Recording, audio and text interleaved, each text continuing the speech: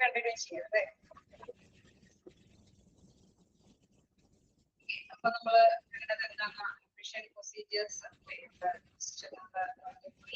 receiving the patient and social data and medical examination.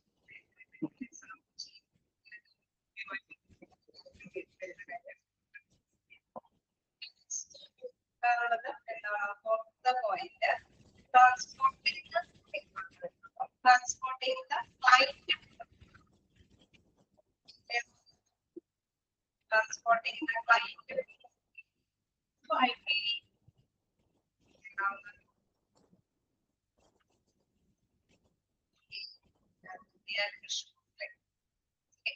Clear ആവുമായിരിക്കും. Sound ഇപ്പൊ കേൾക്കാലോ? കേളേ fan കേൾക്കുന്നത് ഫാൻ കൂട്ടി കഴിഞ്ഞാൽ അപ്പൊ തന്നെ പ്രശ്നമാണ്. നമുക്ക് സൗണ്ടിന്റെ വേരിയേഷൻ അപ്പൊ തന്നെ മനസ്സിലാവും. ഓക്കെ, ഇപ്പൊ ക്ലിയർ അല്ലേ? ഇപ്പോ നോക്കാം എന്താണ് transporting the client client from OPD to IPD. അതായത് ഔട്ട് പേഷ്യന്റ് ഡിപ്പാർട്ട്മെന്റിൽ നിന്ന് ഇൻ പേഷ്യന്റ് ഡിപ്പാർട്ട്മെന്റിലേക്ക് ക്ലൈന്റിനെ ട്രാൻസ്പോർട്ട് ചെയ്യുന്നതുമായി ബന്ധപ്പെട്ട കാര്യങ്ങളാണ്. അതില് നോക്കുകയാണെങ്കിൽ ഫസ്റ്റ് വൺ പറയുന്നത് clients who are not very ill and are able to walk are accompanied to ward by a nurse or attendant. Okay, അവിടെ അറ്റൻഡന്റ് വഴിയോ അതല്ലെങ്കിൽ നഴ്സ് വഴിയോ ആണ് തീർച്ചയായിട്ടും. വെരി ഇല്ലാണെങ്കിൽ അല്ലെ, നോട്ട് വെരി ഇല്ല എന്ന് വെച്ചാൽ വലിയ പ്രശ്നമില്ല എങ്കിൽ രോഗിയെ നഴ്സുമാരെയോ അറ്റൻഡന്റോ കൂടെയോ പറഞ്ഞേക്കാം വാർഡിൽ നിന്ന് റൂമിലേക്ക് അല്ലെ, അവിടെ ഔട്ട് പേഷ്യന്റ് ഡിപ്പാർട്ട്മെന്റിൽ നിന്ന് വാർഡിലേക്കോ റൂമിലേക്കോ ഒക്കെ ഷിഫ്റ്റ് ചെയ്യുമ്പോൾ വലിയ പ്രശ്നമൊന്നുമില്ല, വലിയ കുഴപ്പമൊന്നുമില്ലെങ്കിൽ ആ നഴ്സിനെയോ വാർഡിനെയോ അക്കംപൈൻ ചെയ്തിട്ട് പറഞ്ഞിടാവുന്നതാണ്. നെക്സ്റ്റ് പോയിന്റ് നോക്കുകയാണെങ്കിൽ BCS should be available for those who are too sick, weak, not able to walk. സ്വമേധിയാ നടക്കാൻ പറ്റാത്ത രോഗികളാണ് എങ്കിൽ, ഇച്ചിരി വീക്ക് ആണ് എങ്കിൽ, ടു സിക്ക് നല്ല അവസ്ഥകേടായിട്ടുള്ള രോഗികളൊക്കെയാണ് എങ്കിൽ തീർച്ചയായിട്ടും നമുക്കറിയാം അവർക്ക് നടക്കാൻ പറ്റാത്തത് കൊണ്ട് പൊതുവെ വീൽചെയറിന്റെ സഹായം തേടേണ്ടി വരും അല്ലെ. അപ്പൊ അത്തരം രോഗികൾക്കൊക്കെ വീൽചെയറിന്റെ സഹായത്തോട് കൂടിയിട്ട് പേഷ്യന്റ് ഡിപ്പാർട്ട്മെന്റിൽ നിന്ന് ഇൻപേഷ്യന്റ് റൂമിലേക്കോ വാർഡിലേക്കോ ഷിഫ്റ്റ് ചെയ്യാവുന്നതാണ്. നമ്മള് സാധാരണ നമുക്കറിയാം ഫേസ് ചെയ്തുകൊണ്ട് പോകുന്ന കാര്യങ്ങളൊക്കെ തന്നെയാണ് ഇതിൽ പറയുന്നത്. വെരി ഇല്ല അല്ലെ, വലിയ കുഴപ്പമില്ലെങ്കിൽ നഴ്സുമാരെ വാർഡിന്റെ ഒപ്പം വിടാവുന്നതാണ്, അറ്റൻഡന്റിന്റെ ഒപ്പം. അതല്ല എങ്കിൽ ചെയറൊക്കെ ഉപയോഗിച്ചിട്ടാണ് ആ രോഗിയെ വാർഡിലേക്ക് കൊണ്ടുപോയത്. തേർഡ് പോയിന്റിൽ പറയുന്നത് clients who are brought to hospital on ambulance should be carried to their respective ward on structures. Okay, ആംബുലൻസിൽ നിന്ന് വരുന്ന രോഗികൾ തീർച്ചയായിട്ടും നമുക്കറിയാം ഒരുപാട് ക്രിട്ടിക്കലി ഇല്ല, ഇതുകൊണ്ടാണ് ആംബുലൻസിന്റെ സേവനം അവർ തേടേണ്ടി വരുന്നത് അല്ലെ. അപ്പൊ അങ്ങനെയുള്ള രോഗികളെ സ്ട്രക്ചറിൽ തന്നെയായിരിക്കും അവിടെ അഡ്മിഷൻ ആയിട്ട് കൊണ്ടുവരുന്നത്. അങ്ങനെ 3 തരത്തിലുള്ള അഡ്മിഷൻ പ്രൊസീജിയറാണ് നമ്മൾ ജസ്റ്റ് ഇപ്പൊ കണ്ടത് അല്ലെ. IPD പേഷ്യന്റ് ഡിപ്പാർട്ട്മെന്റിലേക്ക് വരുമ്പോൾ സ്വമേധിയ വലിയ കുഴപ്പമില്ലാത്ത രോഗികളാണ് എങ്കിൽ നഴ്സുമാരെ ക്വസ്റ്റ്യൻ ചോദിക്കാം. വലിയ പ്രശ്നമില്ലാത്ത രോഗികളെ ആണെങ്കിൽ ആരുടെ ഒപ്പം പറഞ്ഞു വിടാം, അറ്റൻഡന്റിന്റെയോ നഴ്സിന്റെയോ ഒപ്പം പറഞ്ഞു വിടാവുന്നതാണ്. പിന്നെ അതേപോലെ തന്നെ ഇച്ചിരി കൂടി അല്ലെ വീക്കാണ്, ക്രിട്ടിക്കലി ഒരു ഇച്ചിരി കൂടി അല്ലെ വലിയ നടക്കാൻ ബുദ്ധിമുട്ട് അനുഭവപ്പെടുന്ന ക്ഷീണിതനാണ് എങ്കിലൊക്കെ വീൽചെയറിന്റെ സഹായം തേടേണ്ടി വരും. ആംബുലൻസിൽ വരുന്ന രോഗികളാണെങ്കിൽ സ്ട്രക്ചറിന്റെ സഹായത്തോട് തന്നെ എന്താണ് ഇൻപേഷ്യന്റ് ആയിട്ട് അഡ്മിഷൻ ചെയ്യാനായിട്ട് വരും. ഓക്കെ അല്ലേ, ക്ലിയർ അല്ലേ? നമുക്ക് നെക്സ്റ്റ് നോക്കാനുള്ളത് receive the patient by ward system. Okay, receive the patient by ward system നോക്കുകയാണെങ്കിൽ എങ്ങനെയാണ് സിസ്റ്റർ പേഷ്യന്റിനെ അല്ലെ, വാർഡിന്റെ സിസ്റ്റർ എങ്ങനെയാണ് പേഷ്യന്റിനെ സ്വീകരിക്കുന്നത് അല്ലെ. ഒരു പേഷ്യന്റ് വരുമ്പോൾ തീർച്ചയായിട്ടും നമുക്കറിയാം അവർക്ക് അതിനനുസരിച്ചുള്ള സൗകര്യങ്ങളൊക്കെ കൊടുക്കണം, ട്രീറ്റ്മെന്റ് ഒക്കെ കൊടുക്കണം അല്ലെ. അപ്പൊ ഫസ്റ്റ്ലി നോക്കുകയാണെങ്കിൽ അവരുടെ റെസ്പോൺസിബിലിറ്റി പറയുന്നുണ്ട്, responsibilities of the nurse. Then first one, prepare a room. Firstly, നമുക്കറിയാം ഒരു പേഷ്യന്റ് വരാനുണ്ടെങ്കിൽ അതിന് മുമ്പ് തന്നെ അല്ലെ റൂമൊക്കെ സജ്ജീകൃതമാക്കണം, അവരുടെ ബെഡ് അല്ലെ, അവർക്ക് വെക്കേണ്ട സാധനങ്ങളൊക്കെ വെക്കാനായിട്ടുള്ള പർട്ടിക്കുലർ ആയിട്ടുള്ള പ്ലേസ് അതൊക്കെ ഒരുക്കി വെക്കണം അല്ലെ. ഫസ്റ്റ് റെസ്പോൺസിബിലിറ്റി എന്ന് പറയുന്നത് prepare room. Prepare a clean and neat admission room with all the necessary items according to the needs of the patient. Prepare a clean and neat admission room. നമുക്കറിയാം ഒരു patient അല്ലെ നമ്മള് satisfied ആയിട്ടുള്ള patient ആവണമെങ്കിൽ തീർച്ചയായിട്ടും നല്ലൊരു അല്ലെ നല്ല ക്ലീൻ ആയിട്ടുള്ള ഏരിയൊക്കെ ആയിരിക്കണം അല്ലെ, എങ്കിലല്ലേ പേഷ്യൻസ് ഇഷ്ടപ്പെടുള്ളൂ. ഡേർട്ടി ആയിട്ടുള്ള ഒരു രീതിയൊക്കെയാണ് അവിടെ ഫോളോ ചെയ്യണമെങ്കിൽ പേഷ്യന്റ് സാറ്റിസ്ഫൈഡ് ആവില്ല അല്ലെ. അപ്പൊ തീർച്ചയായിട്ടും ഇവിടെ പറയാണ് നീറ്റ് ആയിട്ട് ക്ലീൻ ആയിട്ടുള്ള റൂമുകളൊക്കെ സജ്ജീകൃതമായിരിക്കണം. Then prepare an appropriate type of a bed with the adequate adjusted height of the bed. Then അവർക്ക് ബെഡ് സൗകര്യങ്ങൾ അല്ലെ, നമുക്കറിയാം അവർക്ക് ചിലപ്പോഴൊക്കെ ബെഡ് പൊക്കി വെക്കേണ്ട അവസ്ഥകൾ, കിടപ്പിലേക്ക് കിടത്തുമ്പോൾ ചിലപ്പോൾ ശ്വാസം മുട്ട് ഒക്കെ അനുഭവപ്പെടുന്ന പേഷ്യൻസ് ഒക്കെ ആണെങ്കിൽ നമുക്കറിയാം ചെറുതായിട്ടൊക്കെ ഒന്ന് തലപൊക്കി വെക്കാനൊക്കെ ഉള്ള സൗകര്യങ്ങളൊക്കെ അറേഞ്ച് ചെയ്യും. അതല്ലെങ്കിൽ അല്ലെ അവരുടെ ഹൈറ്റ് അനുസരിച്ചിട്ടൊക്കെ ഒരു വേണമെങ്കിൽ താഴ്ത്തി കുറച്ചും കൂടി ലെവലൊക്കെ താഴ്ത്തി കൊടുക്കാൻ പറ്റുന്ന രീതിയിലൊക്കെ അവർക്ക് ബെഡ് കാര്യങ്ങളൊക്കെ അറേഞ്ച് ചെയ്ത് കൊടുക്കണം.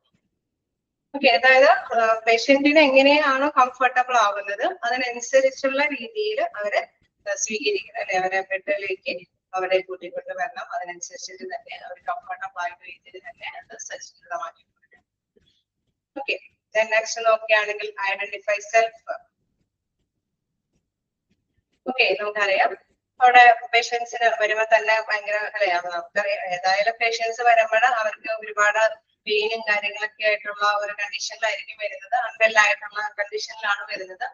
അത് ടൈമില് നമുക്കറിയാം ഒരു നല്ല ഒരു ഊഷ്മളമായിട്ടുള്ള സ്വീകരണം എന്ന് പറയുമ്പോൾ വലിയ കുഴപ്പമില്ല മാറിക്കോളും അല്ലെ, രോഗമൊക്കെ വേദനയൊക്കെ ഒന്ന് കുറഞ്ഞോളും, മെഡിസിൻ കഴിക്കും അല്ലെ, ആ ഒരു രീതിയിൽ തന്നെ അവരെ വെൽക്കം ചെയ്യും. Welcome the patient and his family with a warm approach. അവരെ സമാധാനിപ്പിക്കുന്ന വിധത്തില് അല്ലെ, അവരെ നല്ല രീതിയിൽ തന്നെ ഹോസ്പിറ്റലിലേക്ക് അല്ലെങ്കിൽ റൂമിലേക്ക് തന്നെ അല്ലെ അവിടെ കൂട്ടിക്കൊണ്ട് വരണം എന്നുള്ളതാണ്. Then make the patient comfortable in bed and provide him with the hospital clothes to ensure adequate privacy. Next പറയാണ് അല്ലെ കംഫർട്ടബിൾ ആയിട്ടുള്ള രീതിയിൽ ബെഡിന്റെ സൗകര്യങ്ങളൊക്കെ ചെയ്തു കൊടുക്കണം. ഒപ്പം തന്നെ അവർക്ക് ഒരു പ്രൈവസി കീപ്പ് ചെയ്യാൻ പറ്റുന്ന അല്ലെ ക്ലോത്ത്സ് ഒക്കെ മാറാനും ചേഞ്ച് ചെയ്യാനും അല്ലെങ്കിൽ വയ്ക്കാനും എല്ലാത്തിനുള്ള സൗകര്യങ്ങളൊക്കെ അവർക്ക് അറേഞ്ച് ചെയ്ത് കൊടുക്കണം.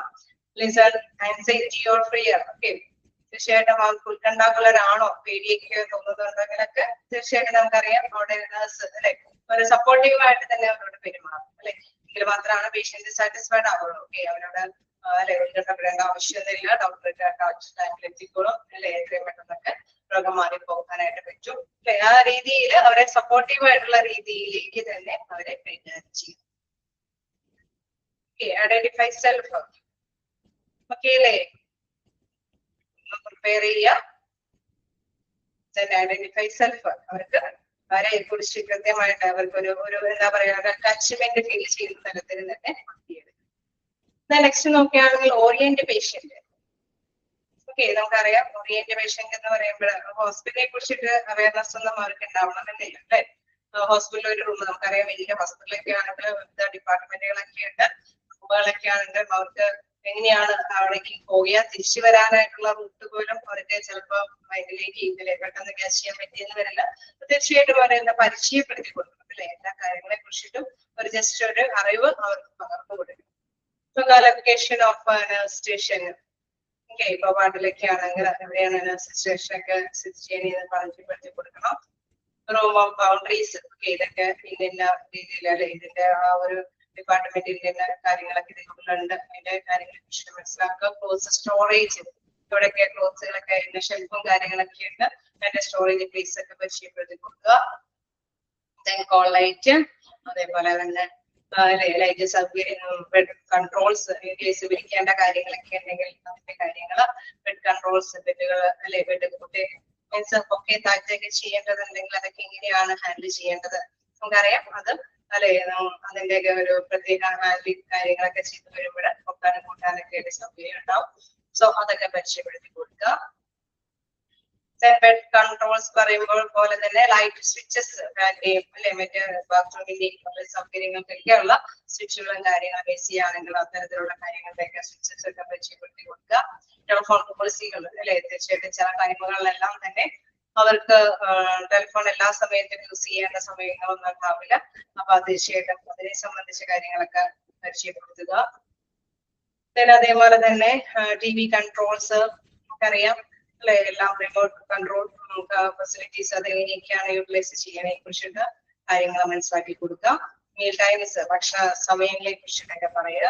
അല്ലെ ക്യാൻറ്റീൻ വല്ല ഓർഡർ അല്ലെ ക്യാൻറ്റീനിലൊക്കെ കൃത്യമായിട്ട് ഓർഡറും കാര്യങ്ങളൊക്കെ നടപ്പാക്കാൻ പറ്റുമെങ്കിൽ അത്തരത്തിലുള്ള സൗകര്യങ്ങളെ കുറിച്ചിട്ടൊക്കെ മനസ്സിലാക്കി കൊടുക്കുക. വിസിറ്റിംഗ് അവേഴ്സ് പേഷ്യന്റിന്റെ റിലേറ്റീവ്സ് എല്ലാവരും നമ്മൾ സാധാരണ രീതിയിൽ ഹോസ്പിറ്റലിൽ എങ്ങനെയാണോ അല്ലെ ഒരു ഇൻപേഷ്യന്റ് തീർച്ചയായിട്ടും നമുക്കറിയാം ഇൻപേഷ്യന്റ് ആയിട്ട് മിക്കവാറും ആരെങ്കിലൊക്കെ ഒന്നില്ലെങ്കിൽ നമ്മൾ അല്ലെങ്കിൽ റിലേറ്റീവ്സ് എങ്കിലും കിടന്നിട്ടുണ്ടാവും അല്ലെ ആരെങ്കിലൊക്കെ ആയിട്ട് നമ്മള് നിന്നിട്ടുണ്ടാവും. തീർച്ചയായിട്ടും മറ്റേ ടൈമിൽ നേഴ്സ് പരിചയപ്പെടുത്തി തരുന്ന മാറ്റേഴ്സ് ഒക്കെ തന്നെയാണ്. മീൽ ടൈംസ് ഭക്ഷണ സമയ ക്രമീകരണങ്ങള്, വിസിറ്റിംഗ് അവേഴ്സ് വിസിറ്റേഴ്സിന് വരാൻ പറ്റുന്ന അല്ലെങ്കിൽ വിസിറ്റ് ചെയ്യാൻ പറ്റുന്ന സമയക്രമങ്ങള്, ഡയറ്റ് ഭക്ഷണക്രമത്തിന്റെ കാര്യങ്ങള്. ചിലപ്പോ എല്ലാ പേഷ്യൻസിനൊന്നും എല്ലാം കഴിക്കാനായിട്ടുള്ള പെർമിഷൻ ഒന്നും ഉണ്ടാവില്ല. ആ ഭക്ഷണക്രമ കാര്യങ്ങളൊക്കെ പരിചയപ്പെടുത്തി കൊടുക്കണം. സേഫ്റ്റി മെഷേഴ്സ്, സൈഡ് റെയിൽസ് തീർച്ചയായിട്ടും ചില പ്ലേസുകളിലൊക്കെ പോകുമ്പോൾ സൂക്ഷിക്കണം അല്ലെ. അവിടെയൊക്കെ ഇന്ന പ്രശ്നങ്ങൾ അല്ലെ ചെറിയ രീതിയിലൊക്കെ ശ്രദ്ധ വേണം. എണ്ണിക്കിടക്കുന്ന അവസ്ഥകളൊക്കെ ഉണ്ടാവും. അതിനെ കുറിച്ചിട്ടൊക്കെയുള്ള കാര്യങ്ങളൊക്കെ മുന്നറിയിപ്പുകൾ കൊടുക്കണം. ടൈം ഫോർ ഡോക്ടേഴ്സ് വിസിറ്റ് റൗണ്ട്സിന് വരുന്ന ഡോക്ടേഴ്സ് എപ്പോഴാണ് വിസിറ്റ് ചെയ്യുന്നുള്ള കാര്യം. വാട്ട് ടെസ്റ്റ് ആണ് ഷെഡ്യൂൾഡ് ടെസ്റ്റുകളൊക്കെ ഷെഡ്യൂൾ ചെയ്യുന്നത് അതിനെ കുറിച്ചിട്ടുള്ള കാര്യങ്ങള്. തീർച്ചയായിട്ടും നമുക്കറിയാം ഒരു നഴ്സ് സാധാരണ രീതിയിൽ അഡ്മിഷന് വരുന്ന പേഷ്യന്റിന് അല്ലെങ്കിൽ അവരുടെ റിലേറ്റീവ്സിന് എന്തൊക്കെയാണ് ജസ്റ്റ് അത്രയും ടൈമിൽ അവിടുന്ന് രോഗം സുഖം പ്രാപിച്ച് പോകുന്നവരേക്കും അവരുടെ ദൈനംദിന കാര്യങ്ങൾക്ക് വേണ്ടിയിട്ട് അല്ലെ വരാവുന്ന ഡീൽ ചെയ്യേണ്ട അവസ്ഥകളിൽ വരുന്ന ഫെസിലിറ്റീസ് കാര്യങ്ങളെ സൗകര്യങ്ങളെ കുറിച്ചിട്ടൊക്കെ അവയർനെസ് അവർക്ക് പറഞ്ഞു കൊടുക്കുന്ന കാര്യമാണ് ഓറിയന്റേഷൻസിൽ ഉൾപ്പെടുന്നത്. ഫസ്റ്റ് റെസ്പോൺസിബിലിറ്റി എന്താണ്? Prepare room. സെക്കൻഡ് വൺ ആണ് ഐഡന്റിഫൈ സെൽഫ്, ദെൻ ഓറിയന്റേഷൻ. ഓറിയന്റേഷനിൽ എന്തൊക്കെ പെടുന്നു നമുക്കറിയാം. എല്ലാത്തിനെയും കുറിച്ചിട്ടുള്ള അവയർനെസ് അല്ലെ. ഇവിടെ ബെഡുകൾ ഉപയോഗിക്കുന്ന ക്രമമാണെങ്കിൽ ലൈറ്റ് ഓഫ് ചെയ്യേണ്ട സമയക്രമം എന്തെങ്കിലും ഉണ്ടെങ്കിൽ അതിനെ കുറിച്ചിട്ട് അല്ലെങ്കിൽ വിസിറ്റേഴ്സ് വരുന്ന സമയക്രമം അങ്ങനെ എല്ലാത്തിനെയും കുറിച്ചിട്ട് അവർക്കൊരു ജസ്റ്റ് ഒരു ഓറിയന്റേഷൻ അല്ലെ. ഇന്ന പ്ലേസിൽ ഇന്ന സമയത്താണ് അല്ലെങ്കിൽ ഇന്ന പ്ലേസുകളിൽ പോകുമ്പോൾ ഇത്തിരി കെയർഫുൾ ആയിരിക്കണം അല്ലെ. അതിനെ കുറിച്ചിട്ടുള്ള അവയർനെസ് അവർക്ക് കൊടുക്കുക എന്നതാണ്. നെക്സ്റ്റ് ഫോർത്ത് പോയിന്റ് ആണെങ്കിൽ gather information related to. Gather information related to എന്ന് പറയുന്നത് എല്ലാ തരത്തിലുള്ള ഇൻഫോർമേഷൻസ് ഇപ്പൊ എന്തായാലും ഇൻപേഷ്യന്റ് ആണ് അല്ലെ. അപ്പൊ അവരിൽ നിന്നും ഇനി ശേഖരിക്കേണ്ടതായിട്ടുള്ള എന്തെങ്കിലും ഇൻഫോർമേഷൻസ് ഉണ്ടെങ്കിൽ അവർ തീർച്ചയായിട്ടും പേഷ്യൻസിൽ നിന്ന് അല്ലെങ്കിൽ റിലേറ്റീവ്സിൽ നിന്ന് സ്വീകരിക്കും. അപ്പൊ അത്തരത്തിൽ നിന്ന് സ്വീകരിക്കുന്ന ഇൻഫോർമേഷൻസിൽ വിടാവുന്ന കാര്യങ്ങൾ മെഡിക്കൽ ഓർഡേഴ്സ് എന്തെങ്കിലും കാര്യങ്ങളൊക്കെ അവർക്ക് അതിലേക്ക് പറഞ്ഞിട്ടുണ്ടെങ്കിൽ ഡോക്ടർ നൽകിയ നിർദ്ദേശങ്ങൾ എന്തെങ്കിലും ഒക്കെ ഉണ്ടെങ്കിൽ തീർച്ചയായിട്ടും അത് എന്താണെന്നുള്ളത് കൃത്യമായിട്ട് അവരോട് ചോദിച്ചറിയാം. ട്രീറ്റ്മെന്റ് നൽകുന്ന ചികിത്സാ കാര്യങ്ങൾ അതായത് എന്ത് രീതിയിലാണ് അഡ്മിഷൻ അല്ലെ. അവർക്ക് പേഷ്യന്റ് ആയിട്ട് വരുന്ന പേഷ്യന്റ് ആയതുകൊണ്ട് തന്നെ അവരെ എന്തുകൊണ്ടാണ് എന്താണ് എന്നുള്ള അല്ലെ ഫസ്റ്റ്ലി നിങ്ങൾ വന്നിട്ട് ഏത് രീതിയിലാണ് ഇവിടെയും വരെ എത്തിയത് എന്നുള്ളത് ഇൻഫോർമേഷൻസ് ഒക്കെ അവരിൽ നിന്നും ചോദിച്ചറിയുന്നു. ലാബ് റിസൾട്ട്സ് നേരത്തെയുള്ള ലാബ് റിസൾട്ടുകളൊക്കെ ഉണ്ടെങ്കിൽ അതിനെ കുറിച്ചിട്ടുള്ള വിവരങ്ങളൊക്കെ ചോദിച്ചറിയുന്നു. ടെസ്റ്റുകള്, അതിന്റെ റിസൾട്ടുകള്, അതിന്റെ ഭക്ഷണക്രമം, മറ്റ് ആക്ടിവിറ്റീസുകൾ അല്ലെ. രോഗിയുടെ നിലവിലുള്ള പ്രവർത്തന രീതികൾ അല്ലെ. നിലവിലിപ്പോ ഏത് അവസ്ഥകളാണ് അല്ലെ. ഇപ്പോ ഇൻപേഷ്യന്റ് ആയിരിക്കുന്നതായിട്ടുള്ള അവസ്ഥകളെ കുറിച്ചിട്ടൊക്കെ ഇൻഫോർമേഷൻസ് കളക്ട് ചെയ്യും. അല്ലേ? Gather information related to Then next നോക്കുകയാണെങ്കിൽ പ്രിലിമിനറി ഒബ്സർവേഷൻ ഓഫ് പേഷ്യൻസ് ആണ്. എന്താണ് പ്രിലിമിനറി ഒബ്സർവേഷൻ ഓഫ് പേഷ്യൻസ് പറയുന്നത്? നമുക്കറിയാം ഒരു പേഷ്യന്റ് വരുമ്പോൾ അല്ലെ പേഷ്യന്റ് ആയിട്ട് വരുമ്പോൾ അവരുടെ ആൻസൈറ്റി ഒക്കെ നമ്മള് നഴ്സുമാരെ പരമാവധി റെഡ്യൂസ് ചെയ്യാനായിട്ട് അല്ലെ. ഫസ്റ്റ് പ്രിലിമിനറി എന്ന് പറയുമ്പോൾ ഫസ്റ്റ് ഓക്കെ പരമാവധി അവരെ റെഡ്യൂസ് ചെയ്യാൻ കുറച്ച് കൊണ്ടുവരാനായിട്ട് അവരെ ശ്രദ്ധിക്കുന്നുണ്ട്. പക്ഷെ ഒറ്റ നോട്ടത്തിൽ അല്ലെ ഫസ്റ്റ് സൈഡിൽ എന്തെങ്കിലുമൊക്കെ ഒബ്സർവേഷൻ നിരീക്ഷിക്കുമ്പോൾ ആരോഗ്യയെ കുറിച്ചിട്ട് നഴ്സുമാർക്ക് കുറെ കാര്യങ്ങൾ കൂടി അല്ലെ മൈൻഡിലേക്ക് കൊണ്ടുവരാനായിട്ട് സാധിക്കും. അപ്പൊ അതനുസരിച്ചിട്ടുള്ള നടപടികൾ സ്വീകരിക്കേണ്ടതുണ്ട്. The first few moments with a patient, facial expressions will denote his emotional reactions and the presence of a pain. Okay, നമുക്കറിയാം എന്തെങ്കിലും പേടിയോ എന്തെങ്കിലും പെയിനൊക്കെ അധികം അല്ലെ ഒരു എന്താ പറയുക അതിഗുരുതരാവസ്ഥയിലൊക്കെ ഉള്ളതാണെങ്കിൽ അതിന്റെ എക്സ്പ്രഷൻ തീർച്ചയായിട്ടും അവരുടെ ഫേസിലുണ്ടാവും ഉണ്ടാവില്ലേ. ഫേഷ്യൽ എക്സ്പ്രഷൻസ് ഫസ്റ്റിൽ തന്നെ നഴ്സുമാരെ നോക്കുമ്പോഴല്ലേ അത് അവരെ കൃത്യമായി ചോദിക്കുകയും ചെയ്യും.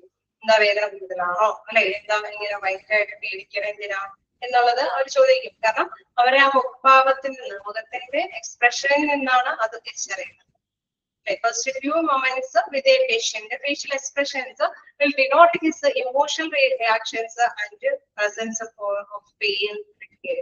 ഓക്കെ, അപ്പൊ പേടിയും അവരെ ഒരു വേദനയുടെ അതിന്റെയൊക്കെയുള്ള റിയാക്ഷൻസ് അവിടെ എന്തായാലും ഇമോഷണലി തന്നെ അവിടെ പ്രതിഫലിച്ചിരിക്കും. സോ അതൊന്ന് നോട്ടിഫൈ ചെയ്യേണ്ടതാണ്. Then any discoloration of skin such as jaundice, facial paralysis should be noted.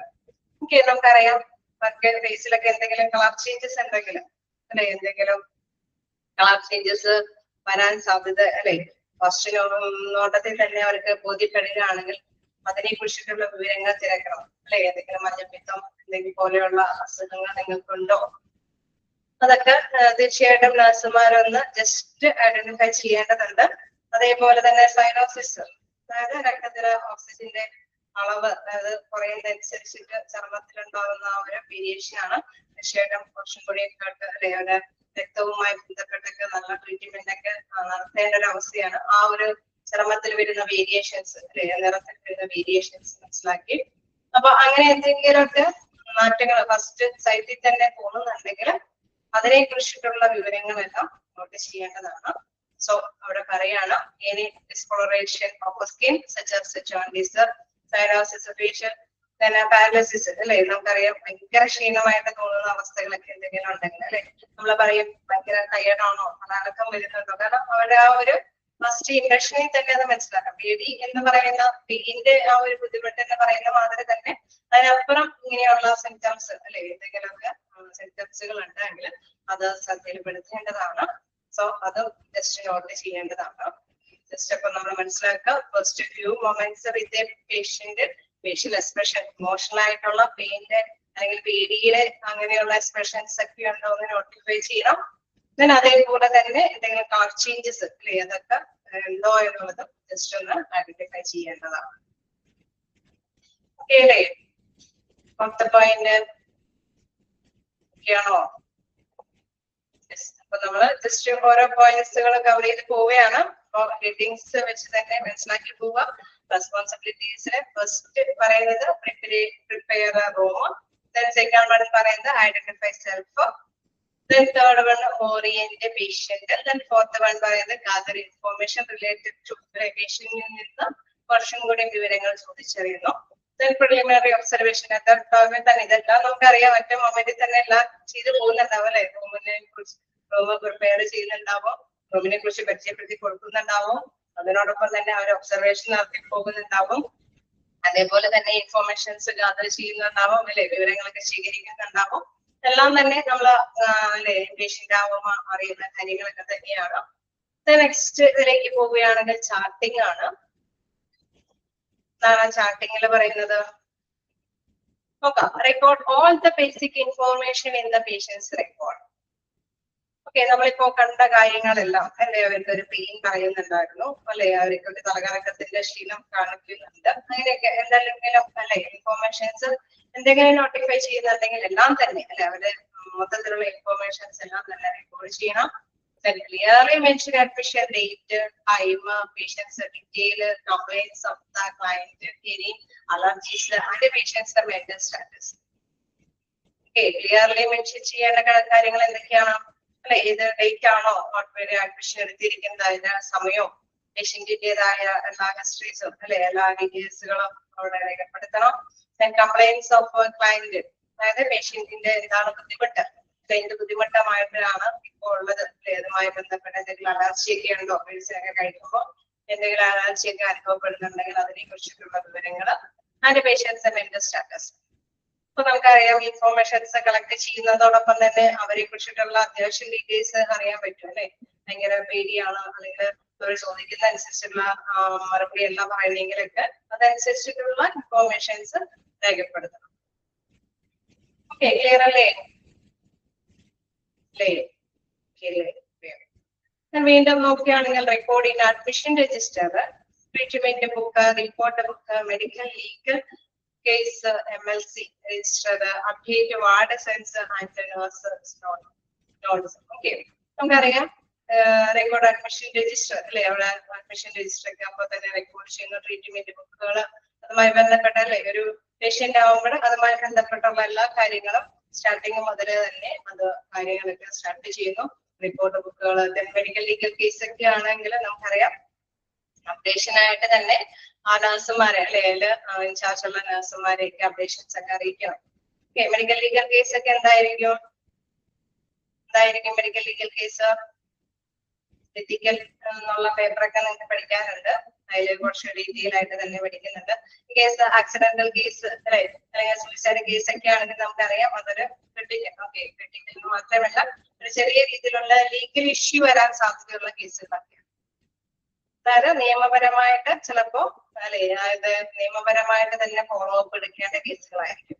അപ്പൊ നിയമത്തിന്റെ പരീക്ഷകൾ കൂടി ഓക്കെ ആക്സിഡന്റ് കേസുകളാണെങ്കിലൊക്കെ അല്ലെങ്കിൽ എന്തെങ്കിലും ബുള്ളറ്റോ അല്ലെ സൂയിസൈഡ് പോലെയുള്ള അറ്റംപ്റ്റുകളൊക്കെ നടത്തി വരുന്ന കേസുകളൊക്കെ ആണെങ്കിൽ അത് അപ്ഡേറ്റ് ആയിട്ട് അതിന്റെ വിവരങ്ങളെല്ലാം തന്നെ നഴ്സുമാരൊക്കെ നോട്ടിഫൈ ചെയ്ത് അല്ലെ കറക്റ്റ് ആയിട്ട് നോട്ട് ചെയ്യണം.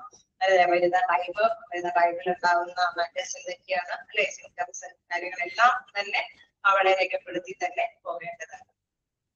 Physical assessment by reviewing system. Okay, നമുക്കറിയാം ഇപ്പൊ അല്ലെ നിലവിലുള്ള ശാരീരികമായിട്ട് എന്തെങ്കിലുമൊക്കെ മാറ്റങ്ങളൊക്കെ ഉണ്ടെങ്കിൽ അതിന്റെ വിലയിരുത്തൽ കാര്യങ്ങളെ കുറിച്ചിട്ടൊക്കെ ശാരീരിക പരിശോധനകളൊക്കെ തന്നെ രേഖപ്പെടുത്തി പോകേണ്ടതാണ്. പേഷ്യൻസ് കംഫോർട്ട്, പേഷ്യന്റ് രോഗിയുടെ സൗകര്യങ്ങൾ അല്ലെ എന്തെങ്കിലുമൊക്കെ തടസ്സങ്ങളൊക്കെ ഉണ്ടെങ്കിലും അതെല്ലാം ചിലപ്പോൾ നമുക്കറിയാം അവർക്ക് എണീക്കാനായിട്ട് ബുദ്ധിമുട്ട് വരുന്ന കാര്യങ്ങളൊക്കെ ഉണ്ടെങ്കിൽ അതിനനുസരിച്ചിട്ട് എന്തെങ്കിലും സൗകര്യങ്ങളല്ലേ പിടിച്ചെണീപ്പിക്കാനായിട്ടുള്ള സൗകര്യങ്ങൾ അതല്ലെങ്കിൽ നമുക്കറിയാം എന്താണ് ബെഡില് അല്ലെ അതിന് പറ്റിയ സൗകര്യത്തോടു കൂടി ഇതൊക്കെ ഉണ്ടെങ്കിൽ തീർച്ചയായിട്ടും നമുക്കറിയാം പ്രത്യേകമായിട്ട് സെറ്റ് ചെയ്തിട്ടുണ്ടാവും. അപ്പൊ അതിനനുസരിച്ച് പിടിച്ചിരിക്കാനുള്ള സൗകര്യങ്ങളൊക്കെ അറേഞ്ച് ചെയ്യുക, അത് കൃത്യമായിട്ടൊക്കെ പറഞ്ഞ് മനസ്സിലാക്കി കൊടുക്കുക. പേഷ്യന്റിന്റെ കംഫർട്ട് സൗകര്യപ്രദമായിട്ടുള്ള കാര്യങ്ങൾ എന്താണോ അതിനെ കുറിച്ചിട്ടുള്ള കാര്യങ്ങളൊക്കെ രേഖപ്പെടുത്തുക. Collect information four A database. Okay, എല്ലാം തന്നെ കൃത്യമായിട്ട് തന്നെ എല്ലാ ഇൻഫോർമേഷൻസും അത് കളക്ട് ചെയ്യുക. Then obtain physician order for the lab test medical activity. Okay, നമുക്ക് ഫിസിഷ്യന്റെ അല്ലെ ലാബിലെ റിപ്പോർട്ടുകളാണെങ്കിലും ടെസ്റ്റുകളൊക്കെ എന്തെങ്കിലും നടത്തിയിട്ടുണ്ടെങ്കിലും ഇതെല്ലാം തന്നെ ചാർട്ടിൽ ഉൾപ്പെടുത്തണം അല്ലെ. ഏത് ഡേറ്റ് ആണോ ആ ഡേറ്റിനനുസരിച്ചിട്ട് തന്നെ നമുക്കറിയാം അത് ചാർട്ടിൽ ഉൾപ്പെടുത്തി പോകണം. അപ്പോ രോഗിക്ക് വേണ്ടിയിട്ട് എന്തെങ്കിലും സൗകര്യങ്ങൾ ചെയ്തു കൊടുത്തിട്ടുണ്ടെങ്കിൽ ആ വിവരങ്ങൾ നോട്ട് ചെയ്യണം. മറ്റേതെങ്കിലും ഇൻഫോർമേഷൻസ് ഒക്കെ അല്ലെ എന്തെങ്കിലും ഇപ്പോ നമ്മൾ പറയും ബ്ലഡ് അല്ലെ എന്തെങ്കിലുമൊക്കെ വേണ്ടി വരാൻ ചാൻസുകളൊക്കെ ഉണ്ടെങ്കിൽ എല്ലാ തരത്തിലുള്ള ഇൻഫോർമേഷൻസും അവിടെ ഉൾപ്പെടുത്തണം. അതേപോലെ തന്നെ ലാബിന്റെ ടെസ്റ്റിന്റെ മെഡിക്കൽ ആയിട്ടുള്ള എന്തെങ്കിലും ആക്ടിവിറ്റീസ് കാര്യങ്ങളെ കുറിച്ചിട്ടുള്ള രേഖകൾ അല്ലെങ്കിൽ അതിനെ കുറിച്ചിട്ടുള്ള ഇൻഫോർമേഷൻസുകളൊക്കെ ഉണ്ടെങ്കിൽ അത് ഉൾപ്പെടുത്തണം. ഓക്കെ, നെക്സ്റ്റ് നോക്കുകയാണെങ്കിൽ follow orders by the consultant. പോകുന്നതിൽ തടസ്സമില്ലല്ലോ, എളുപ്പമല്ലേ?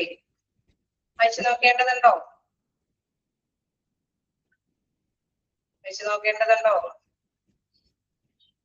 ചെറിയ ചെറിയ ക്വസ്റ്റ്യൻസുകളൊക്കെ വരാട്ടോ. അതായത് MLP-യുടെ ഫുൾ ഫോം എന്താണെന്ന് ചോദിച്ചാൽ നിങ്ങൾ നോട്ട് ചെയ്യുക. എന്താണ് അല്ലെ അവിടെ കൃത്യമായിട്ട് തന്നെ പറയുന്നുണ്ട് എന്താണ് MLC എന്നൊക്കെയുള്ളത് അല്ലെ. അതനുസരിച്ചിട്ട് തന്നെ നോട്ട് ചെയ്ത് പോകാനായിട്ട് ശ്രമിക്കാം. ഓക്കെ അല്ലേ? അപ്പോ എന്തെങ്കിലും കാര്യങ്ങൾ ഇൻഫോം ചെയ്യേണ്ടതുണ്ടെങ്കിൽ അത് കൃത്യമായിട്ട് തന്നെ ഇൻഫോം ചെയ്ത് പോകേണ്ടതുണ്ട് അല്ലെ.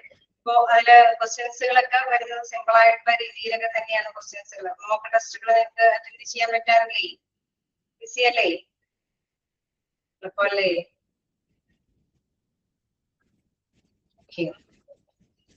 അപ്പൊ ആ രീതിയിൽ തന്നെ നിങ്ങൾക്ക് വളരെ സിമ്പിൾ ആയിട്ടുള്ള രീതിയിൽ തന്നെയായിരിക്കും കേട്ടോ ക്വസ്റ്റ്യൻസ് ഒക്കെ. എന്താണ് ഓപ്ഷൻസ് തരുന്നു, അതേപോലെ തന്നെ ഓപ്ഷൻസ് തരുന്നു, നമുക്ക് പെട്ടെന്ന് തന്നെ ക്യാച്ച് ചെയ്യാൻ പറ്റുന്ന ഒരു മോഡൽ തന്നെയാണ്. സോ അത് തന്നെ ആ ചാപ്റ്റർ അല്ലെ നമ്മൾ ജസ്റ്റ് ഒന്ന് ക്ലാസ് കേട്ടാൽ തന്നെ നിങ്ങൾക്ക് മനസ്സിലാക്കാവുന്ന കാര്യങ്ങളാണ്. അത് തന്നെ ബൈ ഹാർട്ട് പഠിക്കാതെ മനസ്സിലാക്കി തന്നെ പഠിച്ചു പോകാൻ ശ്രമിക്കാം. ഓക്കെ, നമുക്ക് ഫോളോ ചെയ്ത് പോകാമോ? കണ്ടിന്യൂ ചെയ്യാമോ? എന്തെങ്കിലും ഡൗട്ടുകളുണ്ടോ?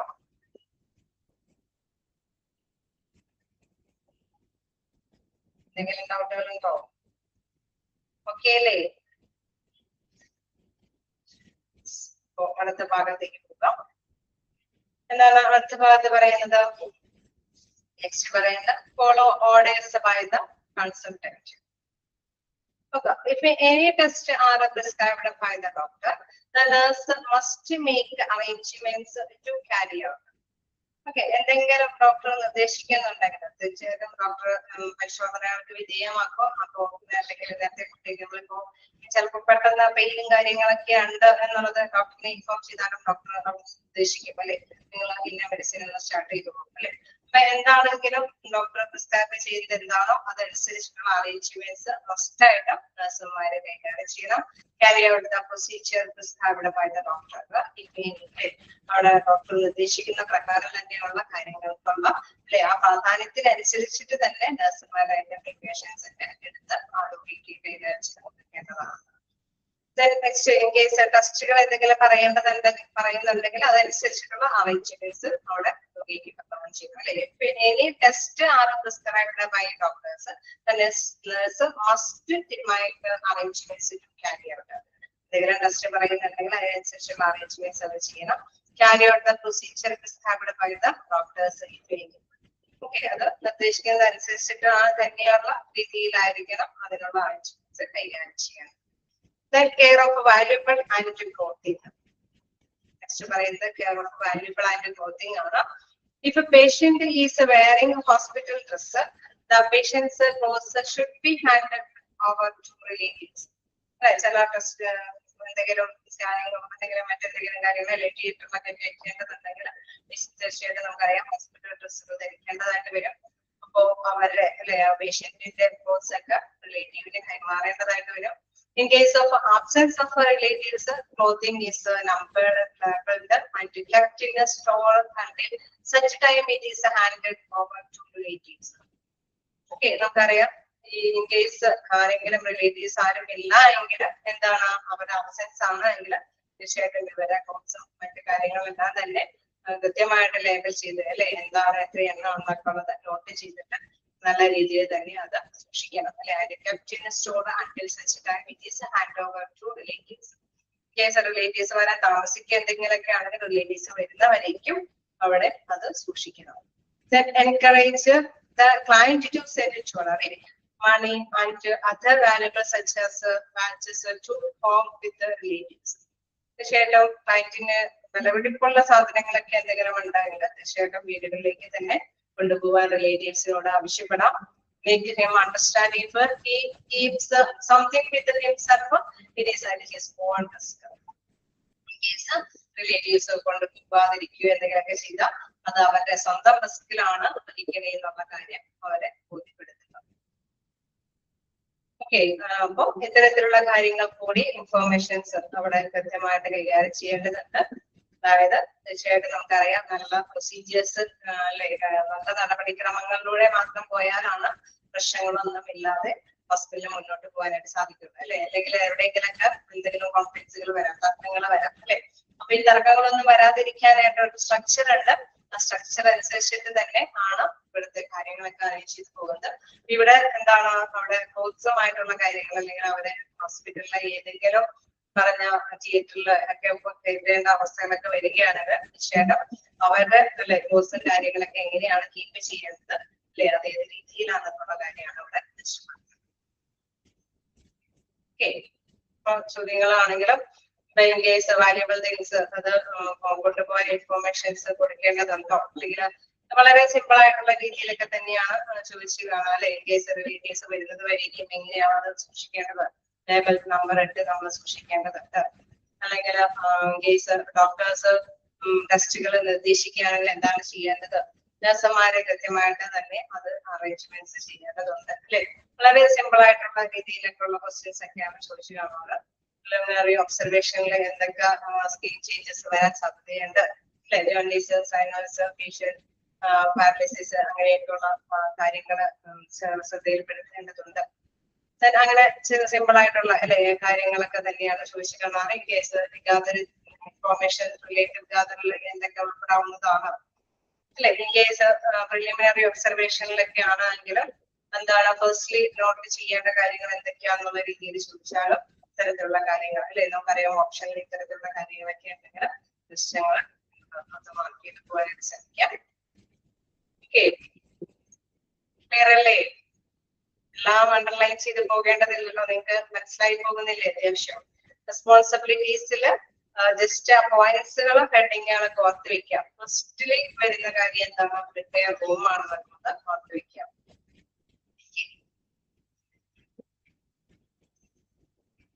ഓറിയന്റ് പേഷ്യൻസിൽ എന്തൊക്കെ കാര്യങ്ങൾ ഉൾപ്പെടുന്നു അല്ലെ, വിചാരത്തെയും ഉള്ള രീതിയിലൊക്കെ ചോദിച്ചു കഴിഞ്ഞാൽ ഫസ്റ്റ് ആയിട്ട് മനസ്സിലാക്കി വെക്കാം. അതുപോലെ തന്നെ നമ്മൾ ആദ്യം എടുത്തപ്പോഴും പറഞ്ഞായിരുന്നു, വെളിയിലാണെങ്കിൽ എന്ത് ചെയ്യണം, ഏത് രീതിയിലായിരിക്കണം ആംബുലൻസിൽ വരുന്ന രോഗികളെ എങ്ങനെയാണ് ഹോസ്പിറ്റലൈസ് ചെയ്യുന്നത്, സ്ട്രക്ചറിൽ തന്നെയായിരിക്കും ഹോസ്പിറ്റലൈസ് ചെയ്യുന്നത്. ഓക്കെ, അങ്ങനെയുള്ള കൊച്ചു കൊച്ചു ചോദ്യങ്ങളാണ്. ജസ്റ്റ് ഒന്ന് എല്ലാം മനസ്സിലാക്കി തന്നെ ഉൾക്കൊള്ളാനായിട്ട് ശ്രമിക്കാം. ഓക്കെ, ക്ലിയർ അല്ലേ? അല്ലേ?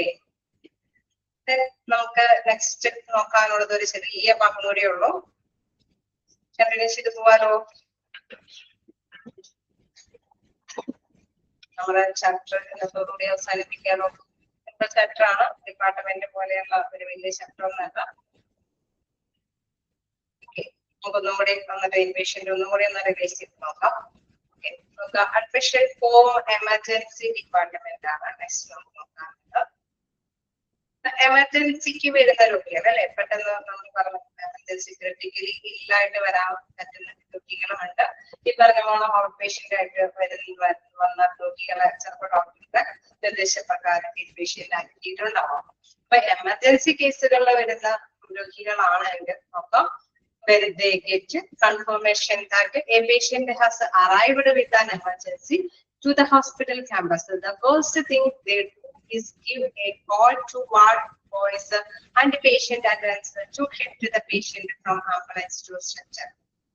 Okay, നമുക്കറിയാം ഇങ്ങനെയുള്ള രീതിയിൽ എമർജൻസിക്ക് ആണ് രോഗികൾ എത്തണമെങ്കിൽ ഫസ്റ്റ് കാര്യം എന്താണെന്ന് വെച്ച് കഴിഞ്ഞാൽ വാർഡ് ബോയിനെ ഇൻഫോം ചെയ്ത് എത്രയും പെട്ടെന്ന് ആംബുലൻസിൽ നിന്ന് സ്ട്രക്ചർ വഴി രോഗിയെ ഹോസ്പിറ്റലൈസ് ചെയ്യുക എന്നുള്ളതാണ്. നെക്സ്റ്റ് വരുന്നത് അപ്പൊ ഫസ്റ്റ് സ്റ്റെപ്പ് എന്താണെന്നുള്ളത് നോക്കുമ്പോൾ മനസ്സിലാക്കി വെക്കുക. To ward boy and the patient attends to shift the patient from ambulance to structure. Clear അല്ലേ? ഫസ്റ്റ് പോയിന്റ് ഓക്കെ അല്ലേ? എമർജൻസിക്ക് വരുന്ന രോഗികൾ അങ്ങനെയല്ലേ ചെയ്യുക അല്ലേ? യെസ്. നെക്സ്റ്റ് വരികയാണെങ്കിൽ give a call to medical officer. Medical officer call ചെയ്യുക. Then after the medical officer examines the patient, they ask him as to where they have to shift a patient. Okay, medical officer examine ചെയ്തിട്ട് എങ്ങനെയാണ് എങ്ങോട്ടേക്കാണ് രോഗിയെ മാറ്റുന്നതെന്ന് പറയും. ആ നിർദ്ദേശപ്രകാരമാണ് ബാക്കി കാര്യങ്ങൾ മുന്നോട്ട് പോകേണ്ടത്. Generally, they shift the patient to the ICU, and after the patient becomes stable, only then shift the patient to the concerned ward. Okay, mainly നമുക്കറിയാം ക്രിട്ടിക്കലി ഇല്ലായിട്ട് വരുന്ന പേഷ്യന്റ് ആണ്, എമർജൻസി കാര്യമായിട്ട് വരുന്നത് കൊണ്ട് തന്നെ എന്തായാലും ICUലേക്ക് ആയിരിക്കും ഷിഫ്റ്റ് ചെയ്യുന്നത്. കാരണം മോണിറ്ററിംഗ് നടത്തിയൊക്കെ ചികിത്സ അവർക്ക് ലഭ്യമാക്കേണ്ടതുണ്ട് അല്ലെ, നിരീക്ഷണത്തോടു കൂടിയിട്ടൊക്കെ തന്നെ അവർക്ക് ചികിത്സ കൊടുക്കേണ്ടതുണ്ടാവാം. മിക്ക എക്യുപ്മെന്റ്സിന്റെ ഒക്കെ സേവനങ്ങളും ഡോക്ടേഴ്സിന്റെ ഒക്കെ നഴ്സുമാരുടെ ഒക്കെ സേവനങ്ങൾ അവർക്ക് ലഭ്യമാക്കേണ്ടതുണ്ടാവാം. സോ ICU ട്രീറ്റ്മെന്റ് ആയിരിക്കും അവർക്ക് കൊടുക്കുക. അതിനുശേഷം only the shift the patient to concerned ward. അവിടെ പറയുന്നുണ്ട് after the patient becomes stable. Stable ആയി കഴിയുമ്പോൾ വലിയ കുഴപ്പമില്ലാത്ത കണ്ടീഷനൊക്കെ ആകുമ്പോൾ അവരെ വാർഡിലേക്ക് കൺസേൺ അവരെ തീരുമാനിക്കുന്ന വാർഡിലേക്ക് ഷിഫ്റ്റ് ചെയ്യുകയാണ് ചെയ്യുന്നത്. ഓക്കെ, ഇപ്പൊ ഫസ്റ്റ് നമ്മൾ പറഞ്ഞു വാർഡ് ക്വീനെയാണ് അറിയിച്ച് സ്ട്രക്ചറൽ വഴി ഹോസ്പിറ്റലൈസ് ചെയ്യുന്നു. ദെൻ മെഡിക്കൽ ഓഫീസറെ ഇൻഫോം ചെയ്യുന്നു. മെഡിക്കൽ ഓഫീസറിന്റെ എക്സാമിനേഷൻ നടത്തിയതിനു ശേഷം പേഷ്യന്റിനെ ഷിഫ്റ്റ് ചെയ്യുന്നു. പേഷ്യന്റിനെ മിക്കവാറും ഷിഫ്റ്റ് ചെയ്യുന്നത് ICUയിലേക്ക് ആയിരിക്കും. ICUവിൽ നിന്ന് സ്റ്റേബിൾ ആയി കഴിയുമ്പോൾ വലിയ കുഴപ്പമില്ലാതെ വാർഡിൽ പോവുകയും പരിചരണം മതിയാവും എന്നുള്ള കണ്ടീഷൻ ആവുമ്പോഴാണ് കൺസേൺ വാർഡിലേക്ക് മാറ്റുന്നത്. ഓക്കെ അല്ലേ? പത്ത് സ്റ്റെപ്പ് വരെ ഓക്കെ അല്ലേ?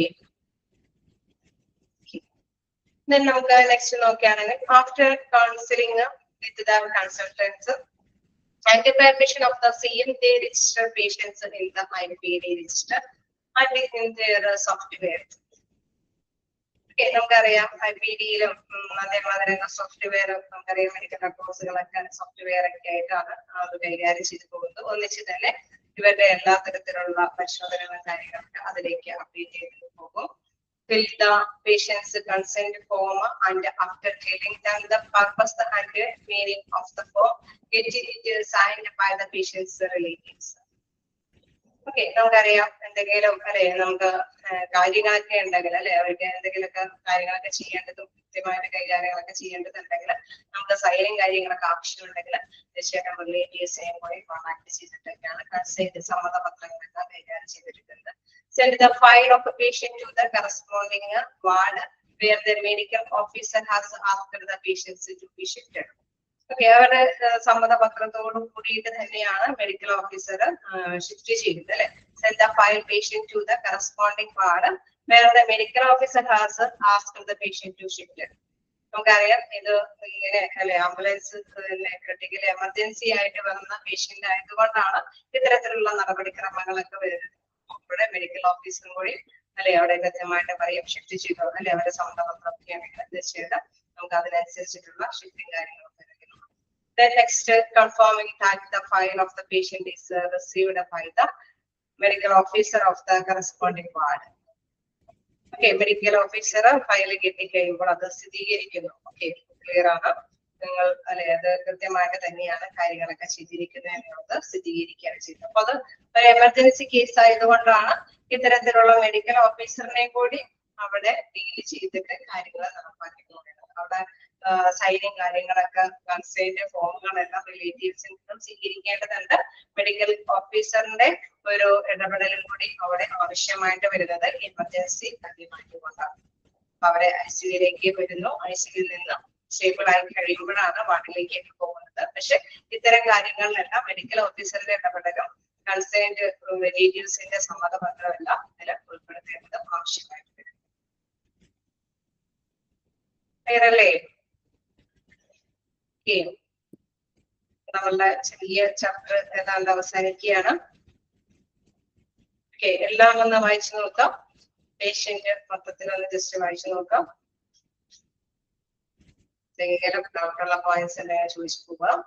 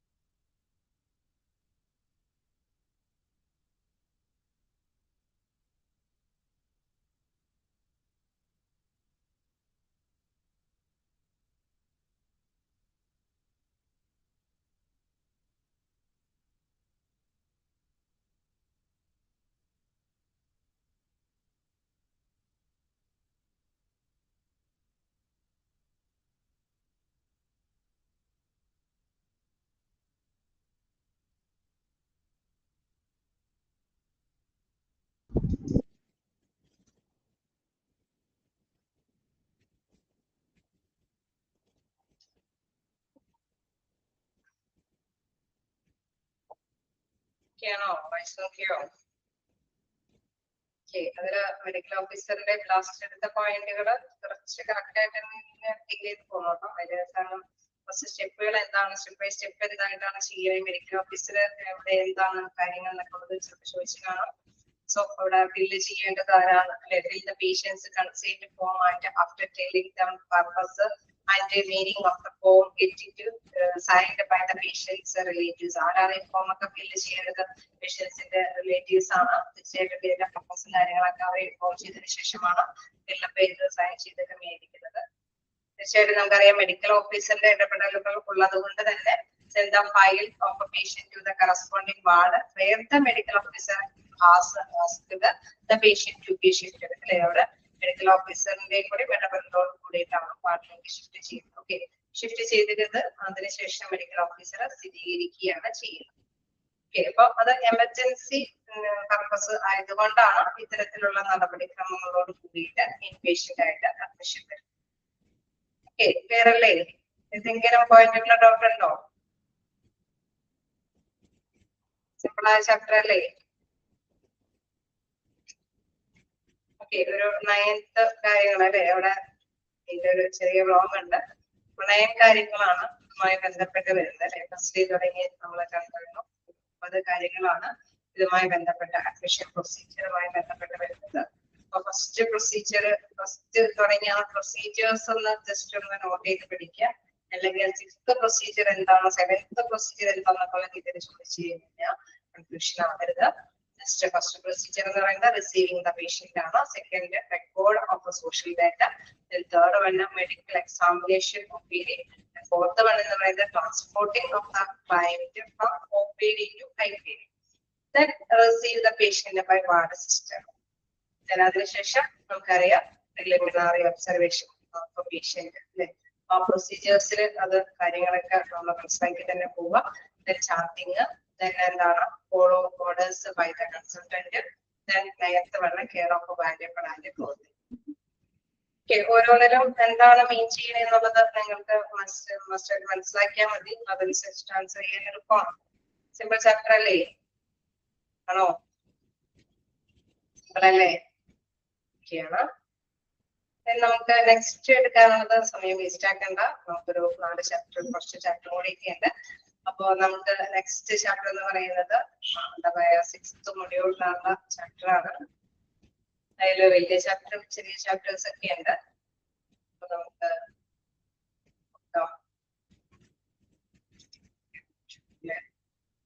അഡ്മിനിസ്ട്രേഷൻ ഉണ്ട്, അതുപോലെ തന്നെ വില്ലേജ് വേസ്റ്റ് ഉണ്ട്. വലിയ ചാപ്റ്റർ എടുക്കണോ ചെറിയ ചാപ്റ്റർ എടുക്കണോ? ചാപ്റ്റർ എടുക്കേണ്ടത്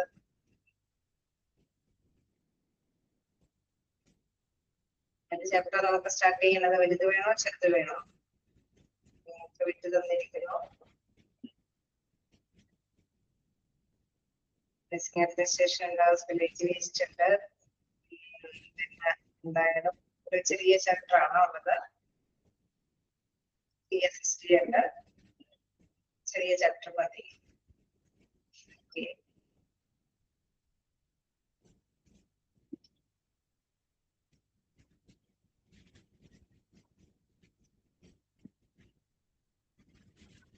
PSST ആണ് ഒരു ചെറിയ ചാപ്റ്റർ ഉള്ളത്.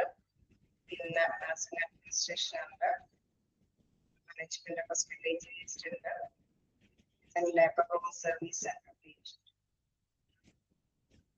ലേബർ റൂമും CSSTയും ചെറിയ ചാപ്റ്റർ ആണ്. ചെറുതായിട്ട് മതി എന്ന് പറയും. നമുക്കൊരു മീഡിയത്തിനെ കുറിച്ചോ തുടക്കം തന്നെ അവർക്ക് പിടിച്ചാലോ? ഇതിനെ പോലെ തന്നെ ഇത് തന്നെയാണ്. അതിൽ വലിയ പ്രശ്നമില്ലാത്ത ചാപ്റ്റർ ആണ്. പഠിക്കാനുണ്ട്. നോക്കാം. അതില് കഴിയുമ്പോ ഫാർമസി നിങ്ങൾക്ക് സ്റ്റാർട്ട് ചെയ്തില്ലേ? സ്റ്റാർട്ട് ചെയ്തില്ലേ? സ്റ്റാർട്ട് ചെയ്തോ?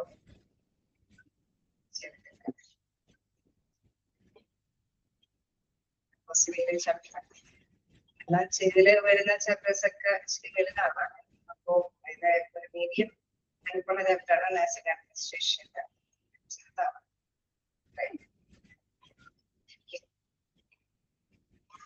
നമുക്ക് എന്താ പറയാ സ്കൂളിൽ തന്നെ തുടങ്ങാം. അതായത് ചെറിയ ചാപ്റ്റർ നഴ്സിംഗ് അഡ്മിനിസ്ട്രേഷൻ തന്നെ നമുക്ക് സ്റ്റാർട്ട് ചെയ്യാം.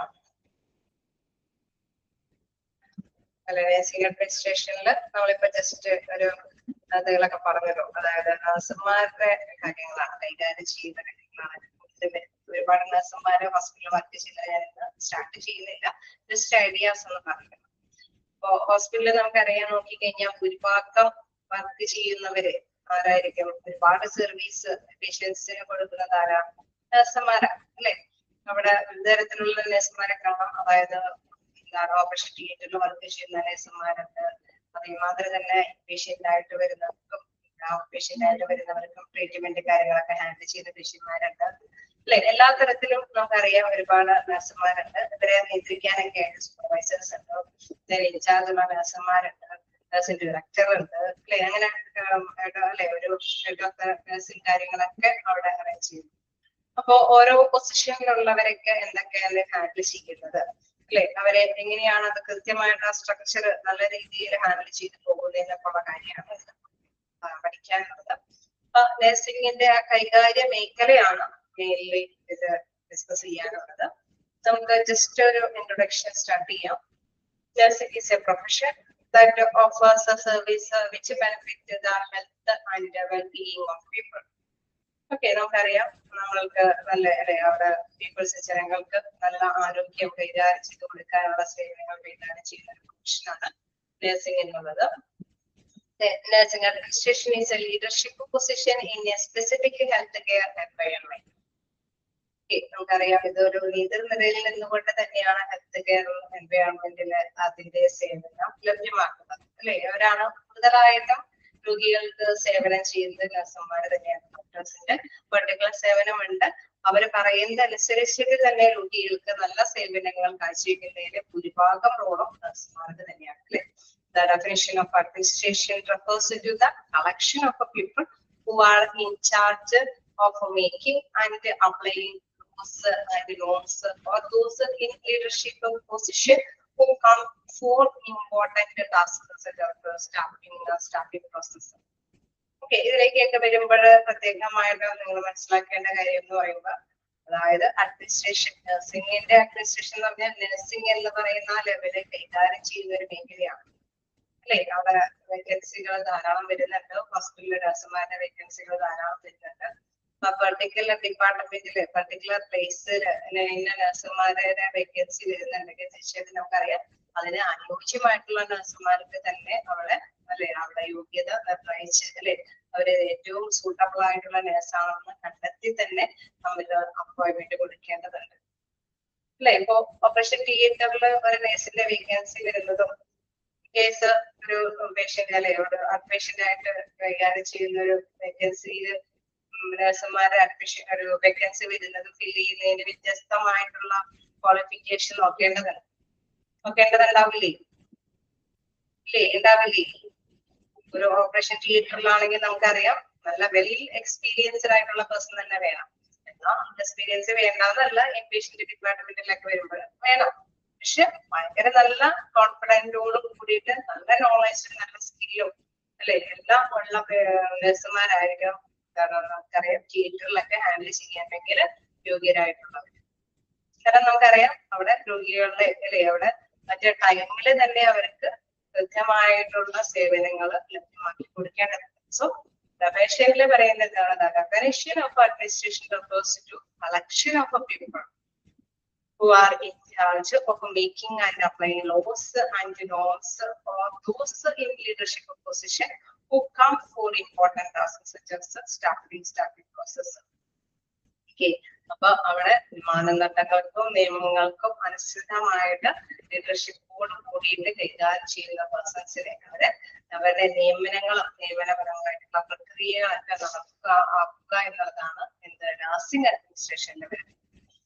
വീണ്ടും സ്റ്റാഫിംഗ് എന്താണെന്നും സ്റ്റാഫിംഗ് പ്രോസസ് എന്താണെന്നും ഡിസ്കസ് ചെയ്യുന്നുണ്ട്.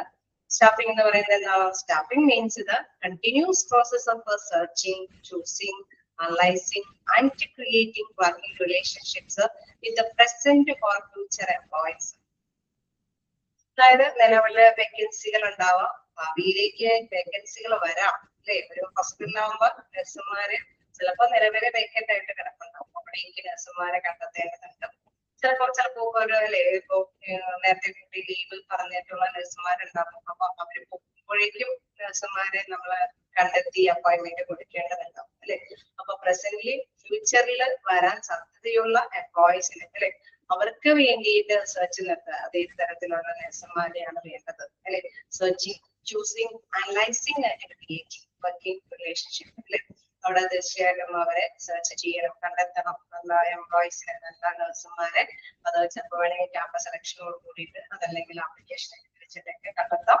അങ്ങനെ ചൂസ് ചെയ്ത് അവരിൽ നിന്ന് നല്ല വിലയിരുത്തലൊക്കെ നടത്തി സെലക്ഷനൊക്കെ നടത്തിയിട്ടാണ് നമ്മൾ സ്റ്റാഫിംഗ് പ്രോസസ്സ് നിർവഹിക്കുന്നത്. അതുകൊണ്ട് തന്നെ ഇതൊരു കണ്ടിന്യൂസ് പ്രോസസ്സാണ് അല്ലെ. ആപ്ലിക്കേഷൻസ് കിട്ടിയതിനു ശേഷം വിലയിരുത്തലും ടെസ്റ്റുകളും ഇന്റർവ്യൂ ഒക്കെ നടത്തിയിട്ടാണ് അപ്പോയിന്റ്മെന്റ്സ് കൊടുക്കുന്നത് അല്ലേ.